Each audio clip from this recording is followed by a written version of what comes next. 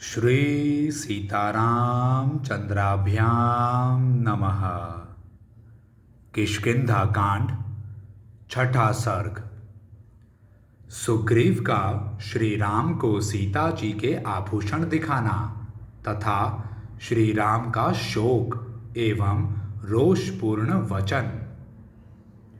सुग्रीव ने पुनः प्रसन्नतापूर्वक रघुकुल नंदन श्री रामचंद्र जी से कहा, श्री राम, मेरे मंत्रियों में श्रेष्ठ सचिव ये हनुमान जी आपके विषय में वह सारा वृत्तांत बता चुके हैं जिसके कारण आपको इस निर्जन वन में आना पड़ा है।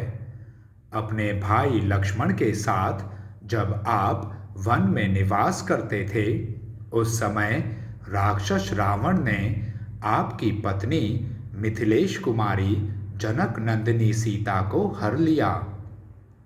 उस वेला में आप उनसे अलग थे और बुद्धिमान लक्ष्मण भी उन्हें अकेली छोड़कर चले गए थे। राक्षस इसी अवसर की प्रतीक्षा में था। उसने गिद्ध जटायु का वध करके रोती हुई सीता का अपहरण किया है। इस प्रकार उस राक्षस ने आपको पत्नी वियोग के कष्ट में डाल दिया है, परंतु इस पत्नी वियोग के दुख से आप शीघ्र ही मुक्त हो जाएंगे। मैं राक्षस द्वारा हरी गई वेदवाणी के समान आपकी पत्नी को वापस ला दूंगा। शत्रुदमन श्री राम, आपकी भार्या सीता पाताल में हो या आकाश में, मैं उन्हें ढूंढ लाकर आपकी सेवा में समर्पित कर दूंगा। रघुनंदन, आप मेरी इस बात को सत्य माने। महाबाहो, आपकी पत्नी जहर मिलाए हुए भोजन की भांति दूसरों के लिए अग्राह्य है। इंद्र सहित संपूर्ण देवता और असुर भी उन्हें पचा नहीं सकते। आप शोक त्याग दीजिए, मैं आपकी प्राण वल्लभा को अवश्य ला दूंगा। एक दिन मैंने देखा, भयंकर कर्म करने वाला कोई राक्षस किसी स्त्री को लिए जा रहा है। मैं अनुमान से समझता हूँ वे मिथिलेश कुमारी सीता ही रही होंगी। इसमें संशय नहीं है, क्योंकि वे टूटे हुए स्वर में हाँ राम, हाँ राम, हाँ लक्ष्मण पुकारती हुई रो रही थी तथा रावण की गोद में नागराज की वधू नागिन की भांति छटपटाती हुई प्रकाशित हो रही थी। 4 मंत्रियों सहित 5वां मैं इस शैल शिखर पर बैठा हुआ था। मुझे देखकर देवी सीता ने अपनी चादर और कई सुंदर आभूषण ऊपर से गिराए। रघुनंदन, वे सब वस्तुएं हम लोगों ने लेकर रख ली हैं। मैं अभी उन्हें लाता हूँ, आप उन्हें पहचान सकते हैं। तब श्री राम ने यह प्रिय संवाद सुनाने वाले सुग्रीव से कहा, सखे, शीघ्र ले आओ, क्यों विलंब करते हो?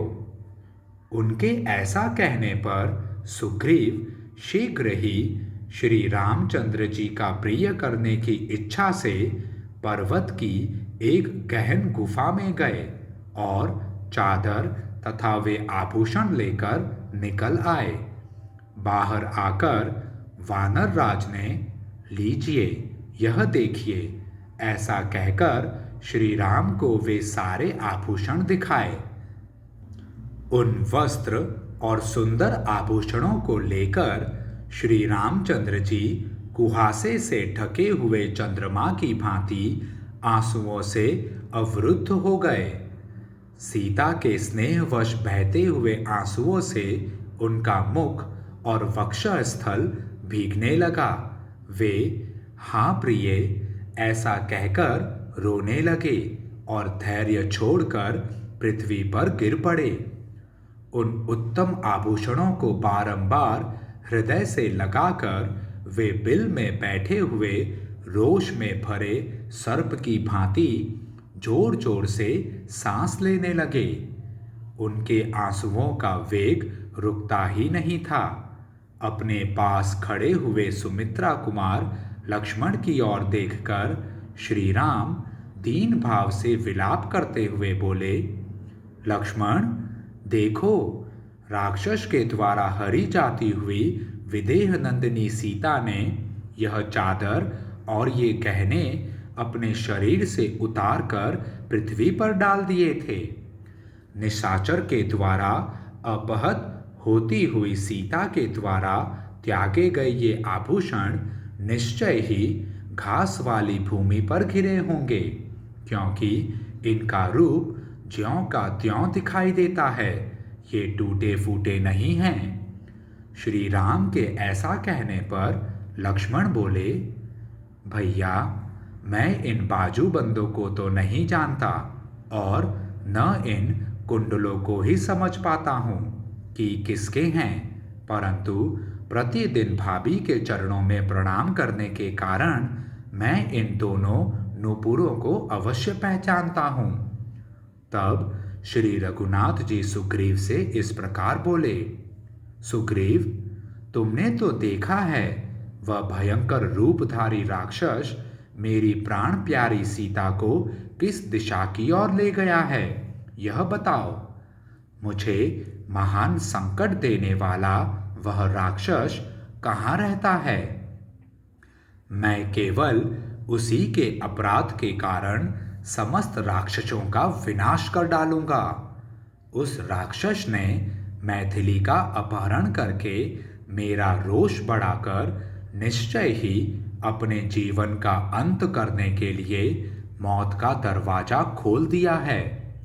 वानर राज, जिस निशाचर ने मुझे धोखे में डालकर मेरा अपमान करके मेरी प्रियतमा का वन से अपहरण किया है, वह मेरा घोर शत्रु है। तुम उसका पता बताओ, मैं अभी उसे यमराज के पास पहुंचाता हूं। इस प्रकार श्री वाल्मीकि निर्मित आर्ष रामायण आदि काव्य के किष्किंधा कांड में छठा सर्ग पूरा हुआ। जय श्री राम।